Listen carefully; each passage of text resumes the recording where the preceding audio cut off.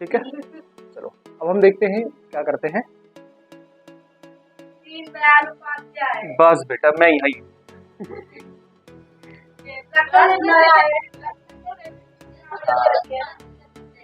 थोड़ी बहुत ही बेटा बहुत आती है। खैर हम बात करते हैं, कोई सुने नहीं ऐसा कुछ नहीं, रहना चाहिए ना, बाकी बच्चे इनके भी कुछ बच्चे पढ़ रहे हैं। चलो आगे ध्यान देते हैं। जैसे कि हमने बात किया, प्रथम आम चुनाव जो हमने कराया था, जो एक दल का प्रभुत्व बोलते हैं, 1952 से 1967 के बीच में। ऐसा नहीं कि कांग्रेस पार्टी सिर्फ अकेले ही पार्टी थी। एक और चीज मजेदार मैं बात बताता हूँ, हम एक दलीय प्रभुत्व पढ़ रहे हैं, है ना।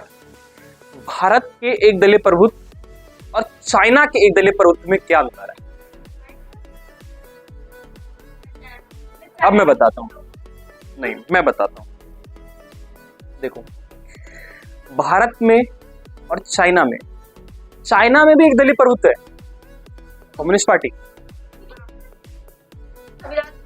ठीक है, और भारत में कांग्रेस पार्टी और वो भी एक दलीय प्रभुत्व। लेकिन दोनों में अंतर है, वहां पे जो पार्टी चुन के आती है सिर्फ एक ही पार्टी है वहां, वही, हाँ, प्रत्येक बार चुनाव में वही खड़ी होती है, वही नॉमिनेट होती है, वही चुनाव जीत के आती है, वही चुनाव जीतती है, वही सरकार में, संविधान में।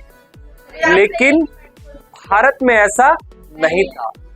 भारत में कांग्रेस पार्टी के अलावा भी और भी अन्य पार्टियां थी चुनाव में खड़ी, उनको विरोधी पक्ष के तौर पर देखा जा सकता है। लेकिन चाइना में ऐसा नहीं है। तो यही अंतर है चाइना के एक दलीय प्रभुत्व और हमारे भारत के एक दलीय प्रभुत्व में।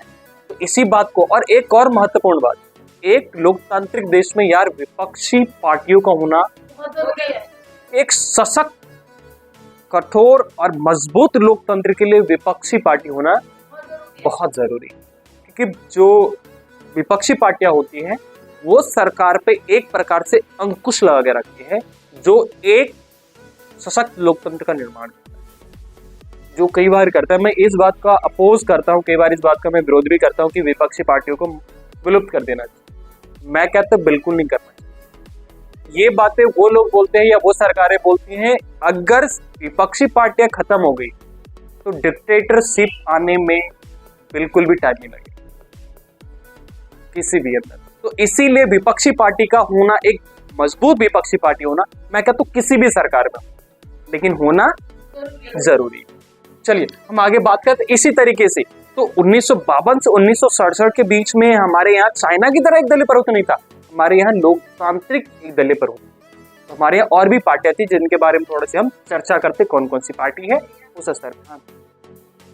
ओके बेटा, एक सेकंड का टाइम। चलिए हम आगे बात करते हैं बेटा। तो सबसे पहले अगर हम बात करते थोड़ा सा समाजवादी पार्टी के बारे में, आप लोगों ने सुना होगा, चर्चा में रहते विषय। अब क्या था ये जो समाजवादी पार्टी है, पहले ये कांग्रेस पार्टी यानी कांग्रेस गुट के साथ, कांग्रेस पार्टी का मैं बार बार जिक्र कर रहा हूं तो उसकी थोड़ी सी इतिहास बता देता हूं। कांग्रेस पार्टी की जो स्थापना होती है 1885,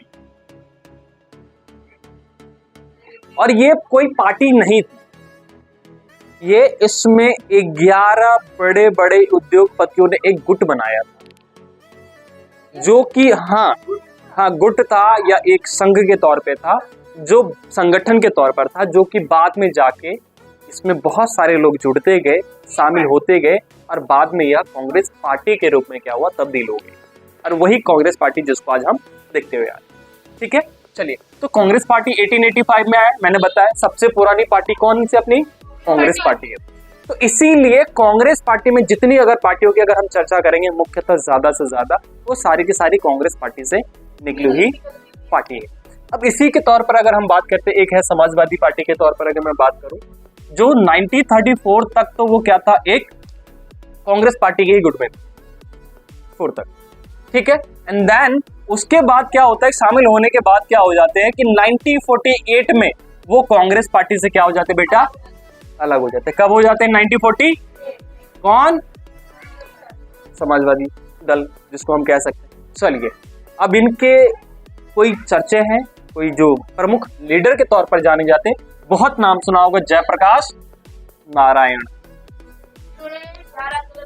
वेरी गुड। अगर हम बात करेंगे जयप्रकाश नारायण, ये वही भाई साहब, वही हमारे सर हैं, साहब हैं, जिन्होंने बिहार आंदोलन की बात करूं, गुजरात आंदोलन की बात करूं, और इंदिरा गांधी को सरकार गिराने में सबसे बड़ा अगर योगदान जाता है तो किसको जाता है? जयप्रकाश नारायण। इमरजेंसी के टाइम 1975। ठीक है, तो सबसे पहले खैर हम आगे बात करते हैं। तो जयप्रकाश नारायण साहब थे, अशोक मेहता साहब थे, एस.एम. जोशी, और साथ ही साथ मनोहर जोशी, कई बार हम मनोहर लोहिया के नाम से साधारण भाषा, ठीक है, तो इस तरीके से हम जोड़ सकते हैं। चलिए, ये हमारे पास है मनोहर जोशी लोहिया के तौर पर। खैर, ये तो एक पार्टी है जो 1948 में कांग्रेस पार्टी के। आगे हम बात करते हैं कम्युनिस्ट पार्टी ऑफ इंडिया, सचित में है, बहुत बढ़िया नाम है। देखिए जी, 1935 में कांग्रेस पार्टी के गुट हुआ करते थे, ठीक है। 1941 में कांग्रेस पार्टी से अलग हो जाते हैं और कम्युनिस्ट पार्टी 1964 में विभाजित हो जाती है। 1964 में क्यों विभाजित होती थी, इसका भी कुछ इतिहास जान लेते हैं, क्या है और विभाजित क्यों होती है। तो देखिए, आपको याद होगा 1964 है, 1916 सेंचुरी में इंडिया ने 2 वॉर लड़े, 1962 और 1965। अब ध्यान देना, इस मजेदार इस पहलू को मैं समझाता हूं, विभाजन का कारण बताता हूं बेटा। सबसे पहली बात, 1962 चाइना के साथ लड़ा था हमने। अब बेटा क्या हुआ, और 1965 में हमने पाकिस्तान के साथ किया। समझ में आ गई बात? पाकिस्तान से तो अपन जीत गए 1965 में, अपन चीन से आ रहे थे। किससे आ रहे थे? और अभी आपको प्रारंभ में ही मैंने एक बात बताई कि चाइना के अंदर कौन सी पार्टी है? Communist party.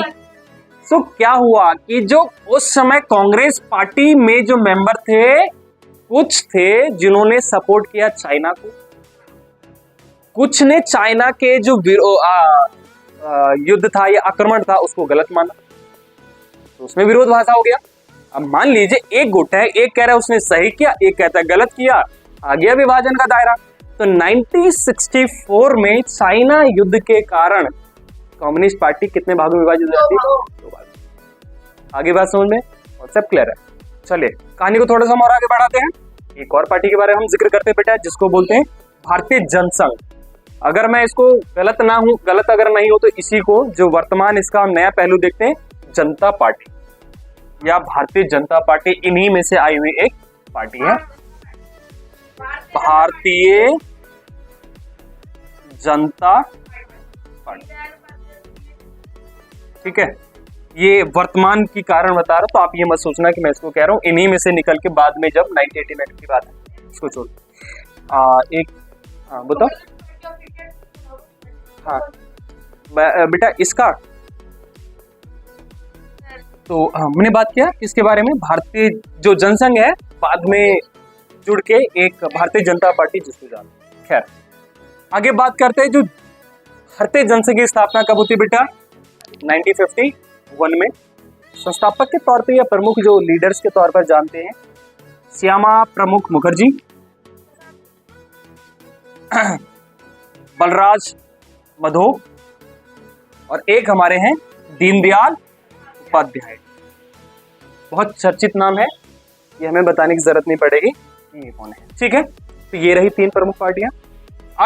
आगे बात करते बेटा स्वतंत्र पार्टी। क्या है? ठीक है, स्वतंत्र पार्टी जो स्थापना हुई बेटा 1959 में हुई थी, और सी राजगोपालाचार्य प्रमुख नेताओं में से एक, के.एम. मुंशी, मीनू मसानी, ये वो है जिन्होंने स्वतंत्र पार्टी को संस्थापक के तौर पर हम जा सकते हैं, ये प्रमुख जो नेता थे ये उनमें से। ठीक है, तो ये हमारे पास कुछ प्रमुख की पार्टियां बात करेंगे, हालांकि इनका इतिहास भी और भी है जो हम अब चर्चा नहीं कर रहे हैं, ये सिंपल तौर पे था तो वो था, है ना।